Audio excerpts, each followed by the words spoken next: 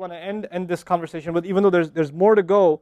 But Allah makes such a big deal out of this subject that again, just like there were 3 ayat about Judgment Day, now there are وَالَّذِينَ هُمْ لِفُرُوجِهِمْ حَافِظُونَ إِلَّا عَلَىٰ أَزْوَاجِهِمْ أَوْ مَا مَلَكَتْ أَيْمَانُهُمْ فَإِنَّهُمْ غَيْرُ مَلُومِينَ فَمَنِ ابْتَغَى وَرَاءَ ذَلِكَ فَأُولَٰئِكَ هُمُ الْعَادُونَ. 3 ayat about the same subject again. The only other subject that got 3 ayat was what? In this list. What's the only other subject that got 3 ayat? Judgment Day. Judgment Day and punishment. This is the next subject that gets 3 ayat. And you know what the subject is? Shamelessness. People who guard their privates. We live in the ultimately shameless world today. The world in which streaming videos off of any website are available on your mobile device.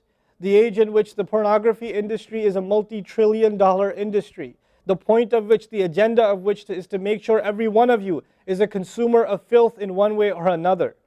That every man, woman, and child is exposed to this stuff, and they're hoping you are, so you become addicted to it, so you become yet another consumer. This is the gift of pornography to society. It's creating people, turning people into animals and perverts. And some of you, unfortunately, have that addiction. And you're watching this stuff online.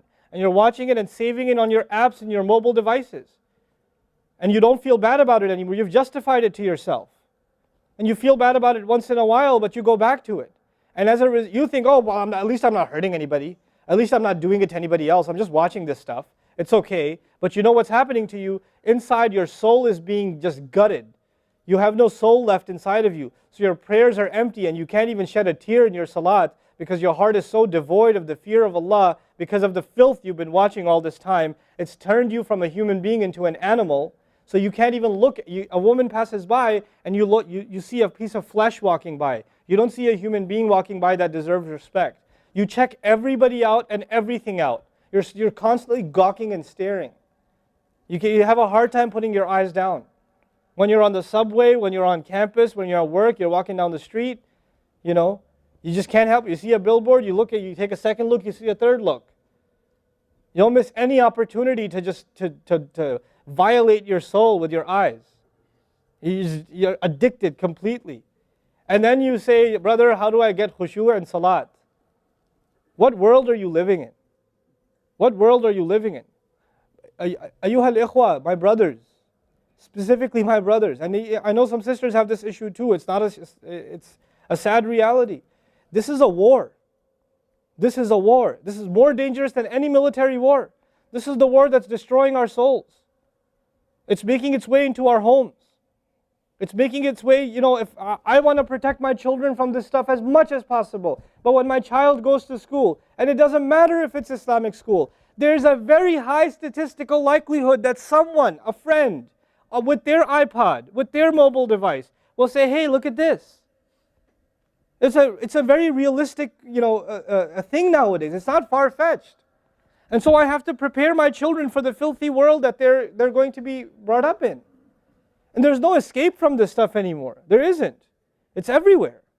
It is everywhere. You have Islamic lectures followed up by, those YouTube puts those follow-up clips, and something will be filthy. Something will have to be filthy. And I don't think that's by accident. I'm not much of a conspiracy theorist, but I don't think that stuff is an accident. And what happens to you guys is you watch a video, you see something filthy, you click it, you click something else, and you end up watching disgusting things. That's what happens to you. وَالَّذِينَ هُمْ لِفُرُوجِهِمْ حَافِظُونَ. Especially when it comes to their privates, they guard them. They guard their shame. Brother, what's the solution? Should I get married? Like the guy who asked the other day, how can I get married right now? No, guys, the solution is not marriage. Because if you're a pervert, then you're going to be a pervert after marriage too. If you have no shame now, you will have no shame after marriage. Honestly. You think marriage is going to end your problems? No. Your problem isn't marriage. Your problem is spiritual in nature. Your problem is psychological in nature. You need help. You need to stop this. You need to stop hurting yourself like this. You will have nothing, there'll be nothing left inside you. I just had an email from a teenager who's addicted to pornography, an anonymous email, 14, 15-year-old teenager. Says, I want to kill myself. I can't stop. I've been watching it since I was 11. My parents don't know. I read this stuff and I cry because he's not one. There's millions of Muslim kids like this. Millions. Millions of them. We have to help these people. We have to do whatever we can. And we don't have the trillions of dollars of advertising to counter that. We don't. And it's not realistic for me to say Facebook, YouTube, Twitter, internet, it's all haram. It's not realistic because it's a reality. It's as common as oxygen now. The only thing we can do is have a mature conversation about this and teach our youth to deal with this and navigate this and not fall into it. The elders that are here, stop watching Indian movies, man. Why are you sitting in a lecture talking about salat and the importance of salat and you don't guard your shame? Mother and daughter and husband and wife and sister sitting together watching whatever? God, come on. Stop. وَالَّذِينَ هُمْ لِفُرُوجِهِمْ حَافِظُونَ. They guard their privates. But guarding your privates doesn't mean you don't commit zina. It means everything that leads to the temptation. Everything that leads to it.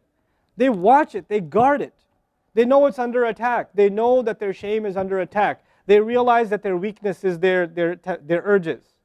Those urges that Allah put inside of us that are so strong. Allah put them there for a reason. He did. And every one of you have them. You don't have to, I don't have to have a dalil for you to have them. I know. The guys that are here. You all suffer that challenge every single day of your life. Especially in a city like this one. At least in Texas we're a little more conservative. Not that much more, but a little more. You know? At least in some towns they don't allow for filthy billboards and things like that. They actually don't even allow the billboards. You know? But that's changing soon because, capitalism wins in the end. Right?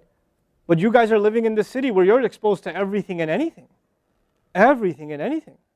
And you have to really go out of your way to guard yourselves. This passage is not about high goals. This is about the bare minimum. I told you that, right? This is the bare minimum, folks. The bare minimum is we guard ourselves from shamelessness. We wage a war within ourselves against that tendency. And I know some of you have tried to quit before and you go back. And you've tried to quit before and you go back again. And you go back again. And you keep falling into that trap. I know some of you have done that. And you're struggling with it. But don't give up on yourself. Don't give up on yourself. And whatever it takes, if you just don't be alone. Don't be by yourself. Be with good friends. Be outside. Study somewhere else. Go to the library and study. Go somewhere where other people are around. Because when you're by yourself, shaitan gets you. And if the fear of Allah isn't enough for you, at least the fear of other people will work for you. At least something's better than nothing. For those, I've said this in other talks before, for the parents here, if you have a computer in the house, please don't make it a laptop. Have a desktop in the house with a really big monitor. Get the biggest monitor you can find. Honest to God, and make sure your computer is in the kitchen or in the dining room. Don't put it in the living room. Don't put it in the kids' room. Don't put it in your bedroom. Put it in the dining room, facing the public. You want to do homework, do it over there. Though you can't move the monitor this way or that way. It's facing everybody. That's how you should have it. This stuff, we have to take these precautions. Don't give your 11-year-old a smartphone. What were you thinking? That's not very smart. Don't give them a smartphone. Why am I seeing kids in Islamic school, 5th graders, with iPhones? iPhone 5s. I don't have an iPhone 5. Why do you have an iPhone 5? With 4G, you know how dangerous that stuff is? وَالَّذِينَ هُمْ لِفُرُوجِهِمْ حَافِظُونَ إِلَّا عَلَىٰ أَزْوَاجِهِمْ except upon their spouses أَوْ مَا مَلَكَتْ أَيْمَانُهُمْ فَإِنَّهُمْ غَيْرُ مَلُومِينَ or what their right hands possess, then they're not to be blamed. Allah says we have these urges and we can execute those urges, we can release those urges, but to the halal spouse, to the spouse, our spouses. But outside of that, we can't. And by the way, when people get addicted to this sort of thing, and they get accustomed to it, or they get over and overly exposed to it, they have miserable marriages. And marriages start falling apart. They have this virtual idea of what pleasure means, and they don't find pleasure in their spouse anymore. And there's great fitna that comes into the family. It destroys homes, Muslim homes. That's what's happening in our world today. Allah talks about the people who make salah, and He says, I'm describing the people who make salah because this is the mawsuf, al-musallin, then alladhina, all the alladhinas, all the asma' mawsula here are the wasf, the sifa of it, which means the people of salah are the people who protect their shame, are the people who fear judgment day, are the people who, they are constant in their prayers. These are the people. فَمَنِ ابْتَغَى وَرَاءَ ذَلِكَ فَأُولَٰئِكَ هُمُ الْعَادُونَ. The people who pursue anything beyond that, then they are the ones engaged in aggression. This is an act of aggression. You know when adu is mentioned, or adi, adin from adu, from ada ya'du, right? Al-adun. Al-adawa in Arabic means animosity. Allah says, whoever pursues their urges to be fulfilled outside of the halal, outside of the marriage, whoever pursues that, then they are engaged in an act of aggression. The question is, aggression against who? Because when you say enemy, then you have to say enemy of who? If they've become an enemy, who have you become an enemy to? Allah didn't mention a maf'ul bihi, no jar majroor, nothing related to it. You know what that means? They are an enemy to themselves, their family. They become an enemy even to Allah's teaching. You know, these are the kinds of people. The most important asset you and I have is our hearts. And this shamelessness destroys the hearts. It destroys it. The most precious thing you and I have to preserve is our iman. And these filthy images is destroying your iman. They're tearing your iman apart. Don't let it happen to you. Do not let it happen to you. And I can only talk about this. I can't stop you from doing anything. And nobody else can. You will have to police yourself. You will have to control yourself. You'll have to make the decision, is my iman important enough? Is my salat important enough? You know? Or should I just carry on and pretend? You know what I told you about jazur, right? When you come across evil, you just don't want to deal with it. You just ignore it. There's a lot of people like that. They hear this stuff and they don't deal with it. They just ignore it. And you're jazur. Then you're not from the musallin. Illa al-musallin. If you don't be from the people of jazur, from the jazureen. Don't be from them. The people who just leave it. They don't even deal with their problem. They run from it. And they cave in every time. And they're reactionary. And that's the beautiful thing about the beginning of this passage. Halua, reactionary. Usually we react to temptation. You react to an image and it leads you to a site, which leads you to something else, which leads you to something else. You're constantly reacting to things. You're supposed to learn to have the right reaction.